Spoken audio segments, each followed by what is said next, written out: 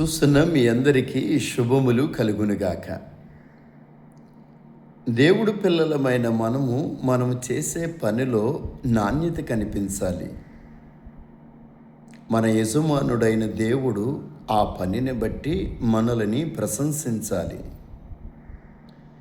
దేవుడు మనకిచ్చిన తలాంతులు దేవుని కోసమే మనము వినియోగించినప్పుడు ఆ తలాంతుల ద్వారా మనము రాణించగలుగుతాము.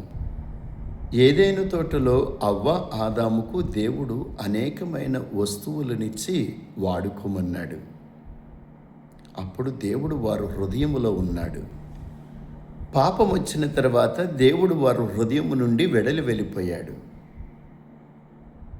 వస్తు సముదాయాలు వారి హృదయాన్ని ఆక్రమించినాయి. దేవుడిచ్చిన ఆశీర్వాదాలు దేవుడి స్థానాన్నే ఆక్రమించేసినాయి. వస్తువుల మీద ఆశ మానవుని హృదయములో పుట్టి పెరిగి అది వృద్ధి అవుతా ఉంది.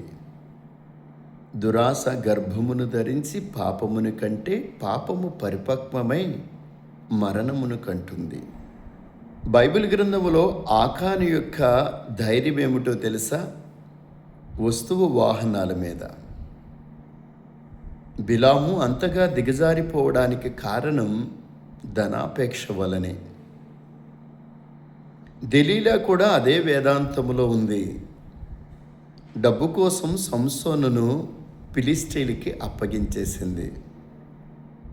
సొలొమోను చాలా సంపాదించాడు, కానీ ఆఖరికి భ్రష్టత్వములోనికి వెళ్ళిపోయాడు.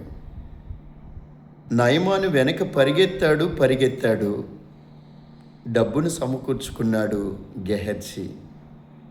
తన యజమానుడి దగ్గర అనగా సేవకుడి దగ్గర అబద్ధమాడి నిలబడ్డాడు.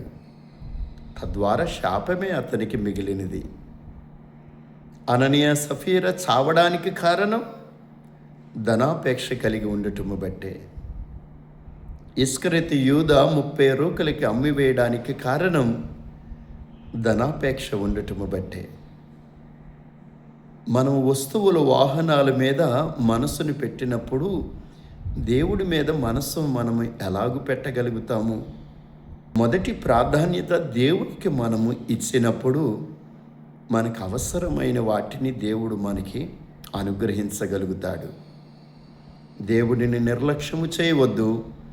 ఆయనకి మొదటి ప్రాధాన్యతనిచ్చే వస్తువు వాహనాలు ధనము మీద కాదు, దేవుని మీద మనస్సు పెట్టాలని ఆశిస్తూ హెచ్చరిస్తూ మిమ్మల్ని దీవించుచున్నాను. దేవుడు మిమ్మల్ని మీ కుటుంబాలను దీవించి ఆశీర్వదించునుగాక. God bless you.